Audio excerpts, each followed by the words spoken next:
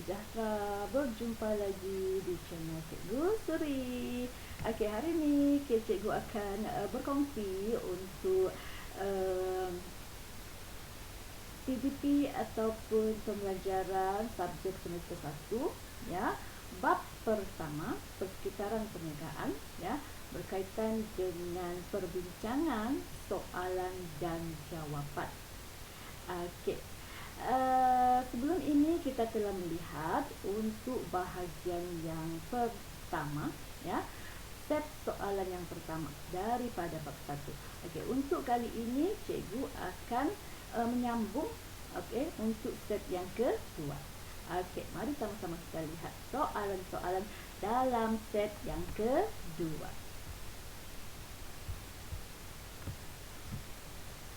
Okey, untuk set yang kedua ini, ya, kita masih ada 10 soalan, ya, daripada bab 1. Okey, soalan pertama ini kalau para pelajar lihat di sini, huraikan 3 perbezaan antara organisasi perniagaan dengan organisasi bukan perniagaan. 6 markah. Soalan kedua, terangkan 5 peranan untung kepada perniagaan. 5 markah. Soalan ketiga, huraikan, ya, 3 peranan masyarakat kepada perniagaan. 6 markah. Okay, soalan keempat, terangkan 5 jenis faktor pengeluaran, ya, yang diperlukan oleh sebuah kilang biskut. Ya, soalan kelima, jelaskan maksud input dalam proses perniagaan. Okey, seterusnya, ya, kita akan lihat soalan ke-6, ya. Terangkan 3 cabaran perniagaan masa kini. Okey. 7. Jelaskan bagaimana perkembangan teknologi menjadi satu cabaran kepada perniagaan. Okey, soalan 8. Dengan memberi contoh yang sesuai, terangkan bagaimana faktor ekonomi, sosio budaya dan prasarana mempengaruhi perkembangan perniagaan. Ya, soalan 9, jelaskan, ya, bagaimana pelanggan dan pesaing dapat mempengaruhi perkembangan sebuah perniagaan. Dan soalan yang terakhir, terangkan, ya, 3 kelebihan dan 3 kelemahan perniagaan perkongsian. Okey, jadi ini 10 soalan yang kita akan bincangkan untuk kali ini. Ya, para pelajar sudah bersedia? Kalau sudah bersedia, jom kita tengok satu persatu soalan tersebut.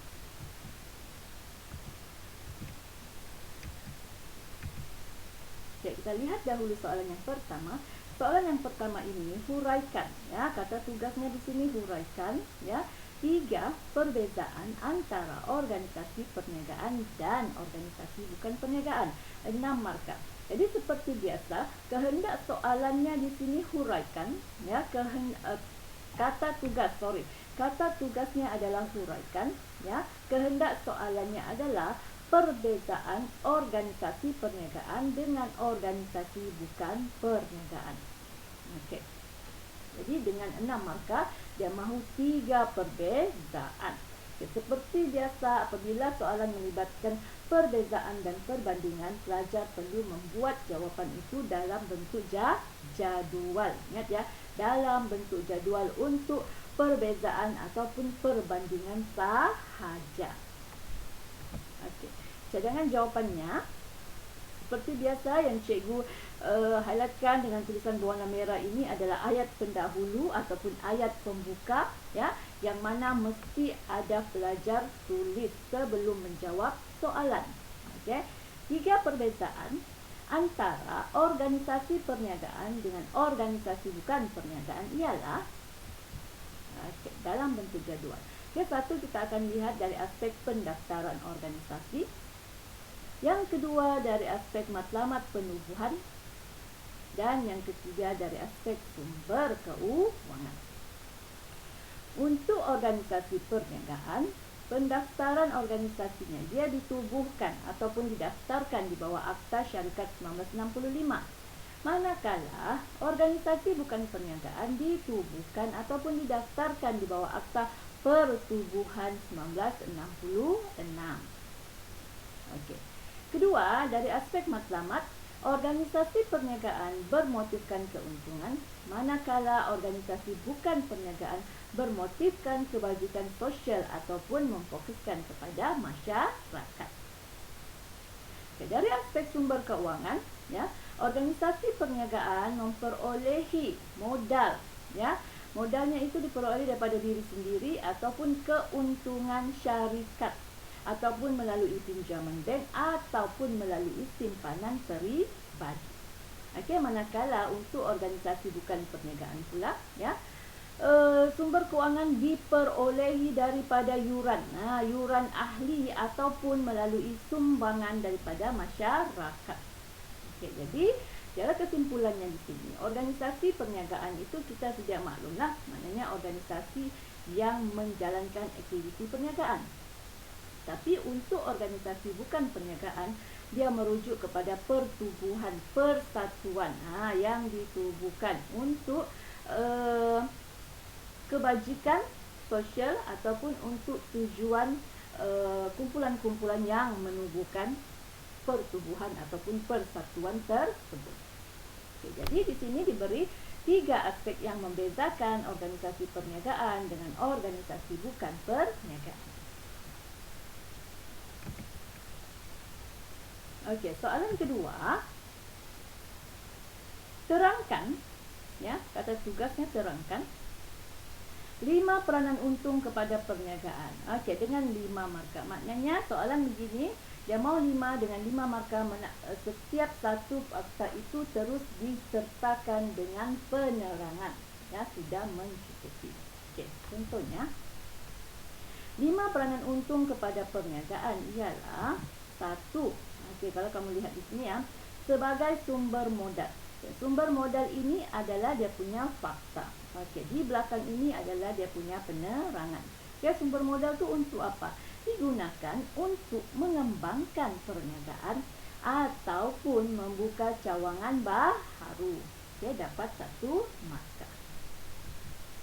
Yang kedua, peranan untung kepada perniagaan juga adalah dapat meningkatkan imej syarikat. Macam mana? Kenapa imej syarikat boleh meningkat?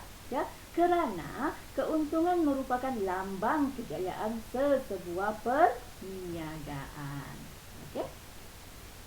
Fakta yang ketiga ialah keuntungan dapat meyakinkan pelabur ataupun pemegang saham. Kenapa pelabur atau pemegang saham menjadi yakin? Ya, untuk apa? Ya, untuk membuat pelaburan ataupun membeli saham di organisasi tersebut ataupun di syarikat tersebut. Okey, keempat, untung juga adalah ganjaran kepada peniaga itu sendiri, yang mana dia akan membantu meningkatkan motivasi peniaga. Okey, dan yang kelima adalah keuntungan dapat meningkatkan penggunaan teknologi baharu. Ya, macam mana? Kerana pengusaha dapat membeli ataupun menggunakan teknologi baharu dengan keuntungan yang diperolehi. Okey, jadi itu antara 5 peranan untung kepada perniagaan. Okey, seterusnya kita lihat soalan ketiga. Soalan ketiga ini kata tugasnya huraikan. Ya, kehendak soalannya peranan masyarakat kepada perniagaan. Okey, 3 peranan dengan 6 markah. Jadi kalau 6 markah maknanya pelajar kena beri 3 fakta dengan 3 huraian. Ya, maknanya setiap satu fakta, satu huraian. Okey, boleh? Okey, kita lihat cadangan jawapan. Ketiga peranan masyarakat kepada perniagaan ialah yang pertama, masyarakat membeli barang yang dijual oleh perniagaan. Ya, untuk apa? Untuk memenuhi keperluan dan kehendak mereka. Itu salah satu peranan masyarakat. Ya. Okey, yang kedua, masyarakat akan menyediakan tenaga kerja. Okey, tenaga kerja ini diperlukan untuk perniagaan bagi memastikan proses pengeluaran dapat berjalan dengan lancar. Okey, dan yang ketiga, masyarakat juga akan membekalkan bahan mentah kepada aktiviti perniagaan. Ya, Bahan mentah yang dibekalkan kepada perniagaan ini adalah untuk memastikan proses pengeluaran tidak tergendala. Maknanya bahan mentah itu sentiasa ada apabila diperlukan oleh peniaga ataupun oleh organisasi perniagaan. Okey, seterusnya soalan yang kelima ini, terangkan 5 jenis faktor pengeluaran yang diperlukan oleh sebuah kilang biskut. Kata tugasnya terangkan, ya, kehendak soalannya jenis faktor pengeluaran. Dan soalan ini kalau kamu lihat, ya, dia beri satu situasi, kilang biskut. Jadi jawapan kamu itu kena kaitkan dengan kilang biskut. Okey, cadangan jawapan. 5 jenis faktor pengeluaran yang diperlukan oleh sebuah kilang biskut ialah, ya, faktor pengeluaran yang pertama kita ada bahan mentah. Kita terangkan bahan mentah itu apa dan terus kaitkan dengan kilang biskut. Ya, bahan mentah merupakan sumber asas untuk perniagaan menjalankan proses pengeluaran seperti tepung untuk membuat biskut. Okey, dia terus kaitkan dengan kilang membuat biskut. Okey, yang kedua kita ada modal, ya. Modal merupakan wang yang boleh digunakan untuk membayar kos operasi perniagaan seperti membeli mesin untuk membuat biskut. Okey, kemudian ketiga kita ada pekerja ataupun modal insan, ya. Pekerja merupakan individu ataupun pekerja yang menyumbang tenaga secara fizikal dan mental, ya, seperti kemahiran untuk memproses tepung menjadi biskut. Okey, seterusnya untuk faktor pengeluaran kita ada yang keempat iaitu teknologi, yang mana merupakan kaedah ataupun prosedur baharu untuk memudahkan atau mempercepat aktiviti perniagaan. Ataupun kaedah ini merujuk kepada proses pengeluaran supaya menjadikan proses pengeluaran menjadi lebih cekap, ya, dengan adanya teknologi dan berkesan seperti menggunakan mesin dalam pengeluaran biskut secara besar-besaran. Itu teknologi. Okay, dan yang terakhir dalam faktor pengeluaran kita ada keusahawanan. Ya, keusahawanan itu pula merujuk kepada kemahiran atau ciri-ciri yang dimiliki oleh usahawan yang mana membolehkan usahawan itu mengembleng faktor-faktor pengeluaran lain untuk mengeluarkan biskut. Okey, kalau kamu lihat di sini, keusahawanan itu adalah proses di mana usahawan, ya, usahawan yang akan menguruskan aktiviti perniagaan, usahawan yang memiliki kreativiti dan inovasi, ya, untuk mengembleng faktor-faktor pengeluaran yang ada dalam organisasi. Jadi kita kaitkan saja dengan pengeluaran kilang biskut. Macam mana usahawan boleh mendapat idea untuk mengeluarkan biskut yang berbeza dengan dia punya pesaingnya. Okey, boleh, ya?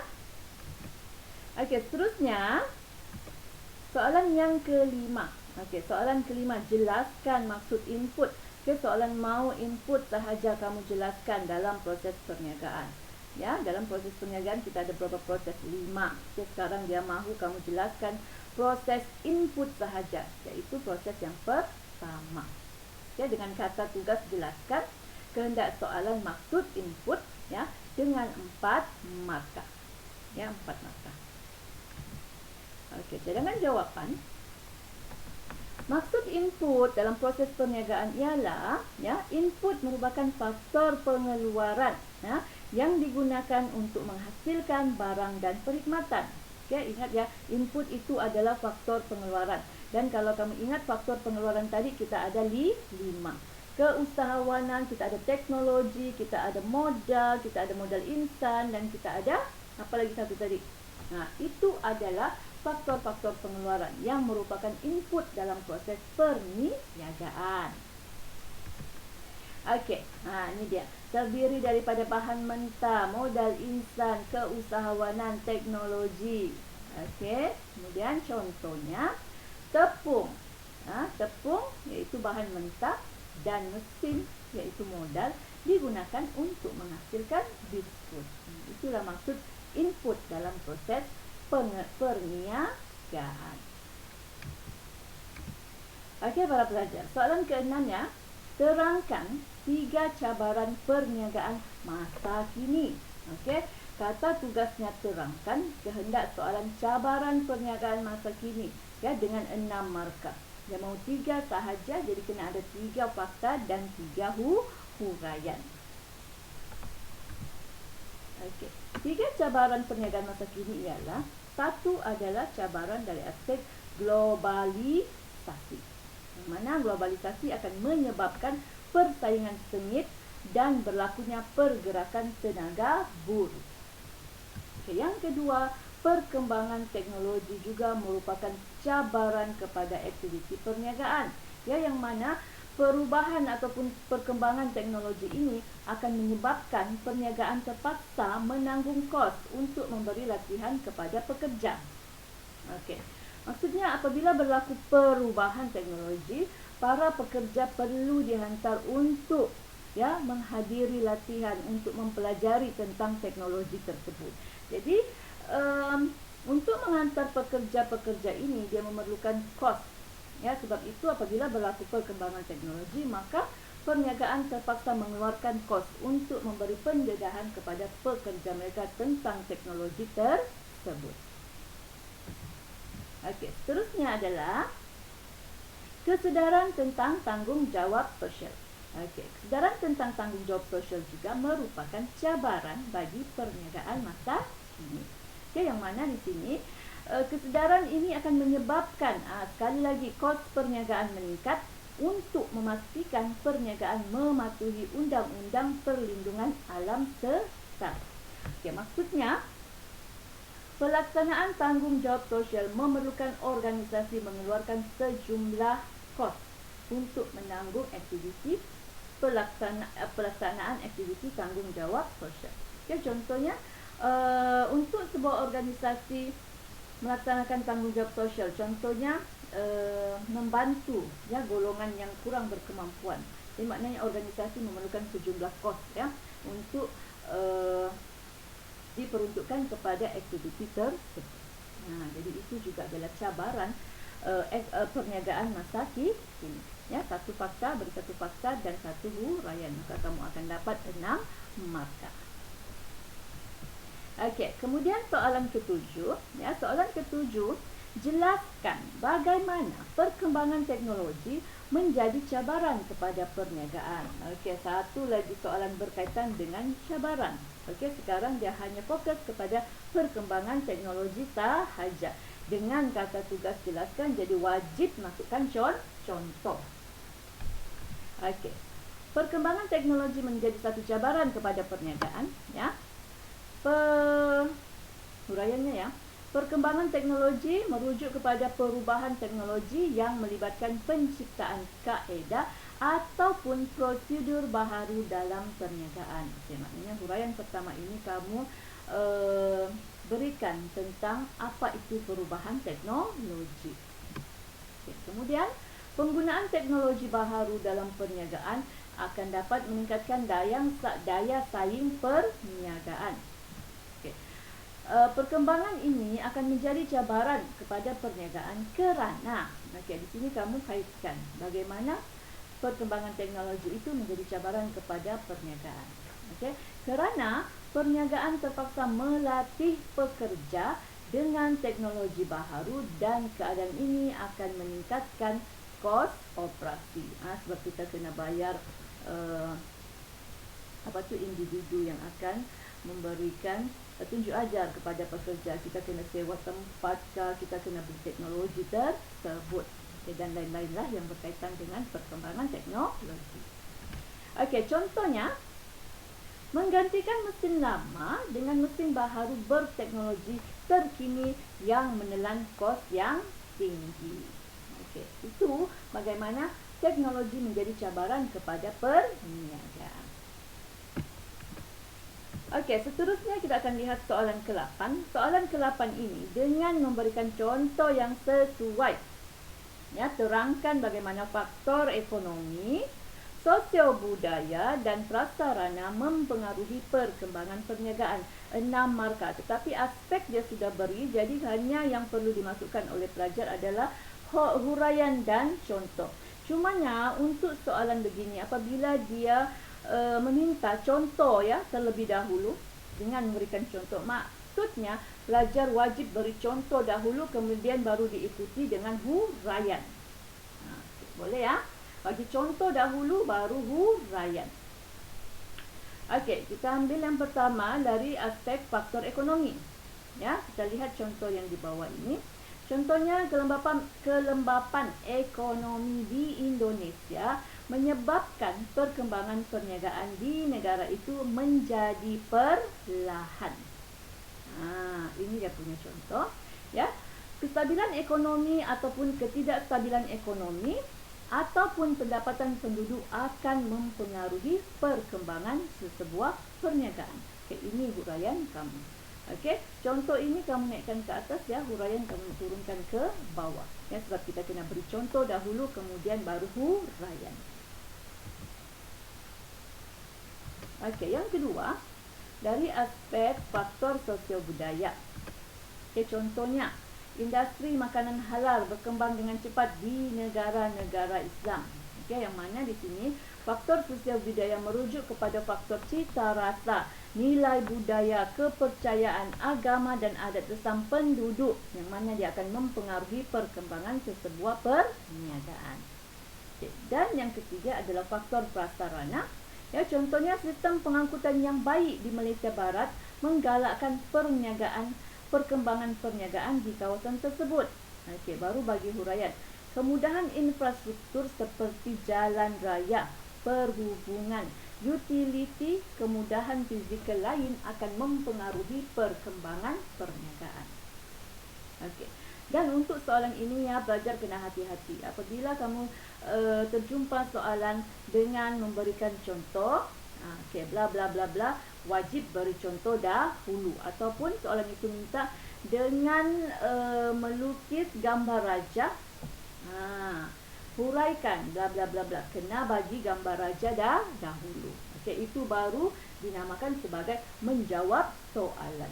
Kalau para pelajar bagi huraian dahulu kemudian contoh, ataupun huraian dahulu baru kemudian gambar raja, maka soalan pelajar itu, jawapan para pelajar itu dianggap sebagai salahlah ya, sebab tidak memahami kehendak soalan. Sebab itu kena baca soalan itu betul-betul. Okey, boleh ya? Cikgu harap penjelasan cikgu ini jelas dan mudah difahami oleh para pelajar. Okey, kita lihat soalan seterusnya ya, soalan ke-9. Okey, soalan ke-9 ini jelaskan bagaimana pelanggan dan pesaing dapat mempengaruhi perkembangan sebuah perniagaan. Okey, soalan cikgu, pelanggan dan pesaing ini adalah pihak-pihak berkepentingan. Ya, kalau para pelajar masih ingat, mereka adalah pihak-pihak berkepentingan kepada perniagaan. Jadi bagaimana kedua pihak ini mempengaruhi aktiviti sesebuah perniagaan? Okey, cadangan jawapannya. Okey, dari kita ambil dahulu, kita hurai dahulu pelanggan. Ya, pelanggan itu siapa? Merupakan pihak yang membeli dan menggunakan barang ataupun perkhidmatan. Okey, contohnya ya, pelanggan yang ramai di Bandaraya Kuala Lumpur mempercepatkan perkembangan perniagaan di kawasan tersebut. Yang kedua, pesaing. Okey, pesaing merupakan pihak ya yang menjual barang yang sama, okey, yang sama ataupun hampir sama dalam pasaran ataupun industri yang sama. Okey, contohnya bilangan pesaing yang banyak menyebabkan setiap perniagaan dalam industri yang sama berusaha untuk meningkatkan kualiti barang dan perkhidmatan untuk meningkatkan daya saing produk masing-masing. Itu pesaing. Jadi ingat ya, kalau soalan berkaitan dengan persekitaran perniagaan, apa yang perlu pelajar kuasai ya? Untuk persekitaran perniagaan kita ada dua, umum dan tugas. Tugas itu pihak berkepentingan lah. Ya, kena tahu apa setiap persekitaran tersebut ya. Kemudian kena tahu bagaimana persekitaran itu mempengaruhi perniagaan. Ya, sebab soalan akan tanya benda tersebut. Ya, bagaimana contohnya ekonomi mempengaruhi perkembangan perniagaan? Bagaimana teknologi mempengaruhi perkembangan perniagaan? Bagaimana pembekal mempengaruhi perkembangan perniagaan? Bagaimana pemodal ataupun pembiaya mempengaruhi perkembangan sesebuah perniagaan? Okey, boleh? Seterusnya adalah soalan yang terakhir. Okey, soalan terakhir ini, soalan ke-10. Terangkan ya 3 kelebihan dan 3 kelemahan perniagaan perkongsian. Okey, ini biasa untuk NTP perniagaan. Para pelajar kena kuasai kelemahan dan kelebihan setiap NTP. Ya, sebab memang dia akan tanya apa kelebihan perniagaan tunggal, apa kelebihan franchise, apa kelebihan pakatan strategik contohnya. Ya, memang soalan akan menjurus kepada itulah kelebihan dan kelemahan. Selain itu, untuk MCQ juga kemungkinan soalan dia boleh tanya proses pendaftaran koperasi contohnya. Perbezaan, ya, dia mau perbezaan tunggal dengan franchise contohnya. Dan ciri-ciri ataupun pendaftaran MCQ tersebut. Okey, kita lihat cadangan jawapannya. 3 kelebihan dan 3 kelemahan perniagaan perkongsian ialah: satu kelebihannya, lebih banyak modal. Okey, kalau kita berkongsi maka banyak modal diperolehi berbanding dengan perniagaan milikan tunggal. Ya, kerana modal akan disumbangkan oleh setiap rakan kongsi yang ada dalam perkongsian.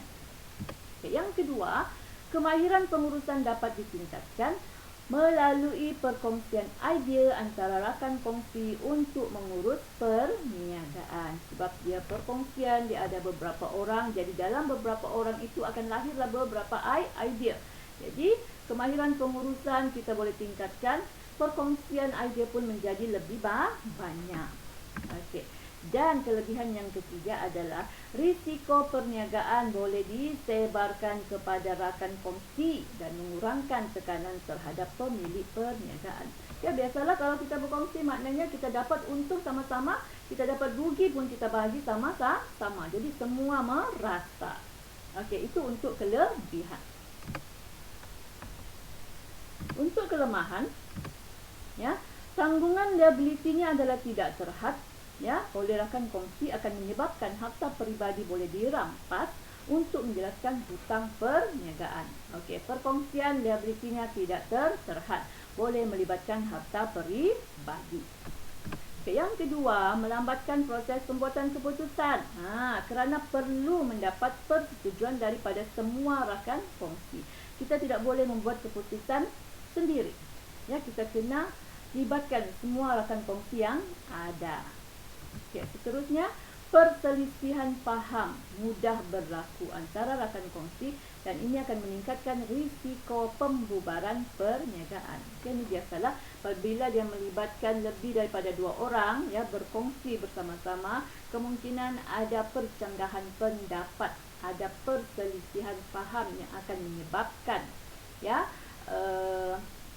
kemungkinan risiko pembubaran itu akan berlaku. Okey, para pelajar, itu antara kelebihan dan kelemahan perniagaan perkongsian. Okey, jadi kita telah selesai membincangkan ke-10 soalan berkaitan dengan set yang kedua ini. Jadi cikgu harap para pelajar, ya, dapat melihat video-video cikgu yang sebelum ini untuk set 1 dan ini untuk set yang kedua bagi tajuk bab pertama untuk semester 1. Okey, cikgu juga telah sharekan untuk bab pemasaran dan bab keuangan yang terdapat dalam semester 1. Jadi, para pelajar boleh tonton video cikgu, ya, boleh share dengan rakan-rakan. Okay, jadi itu sahaja dari cikgu pada kali ini. Ya, cikgu ucapkan terima kasih. Jumpa lagi. Jangan lupa boleh ke channel cikgu, ya, channel cikgu, dan boleh share dengan rakan-rakan bagi rakan-rakan yang belum tahu. Okey, itu sahaja dari cikgu. Bye.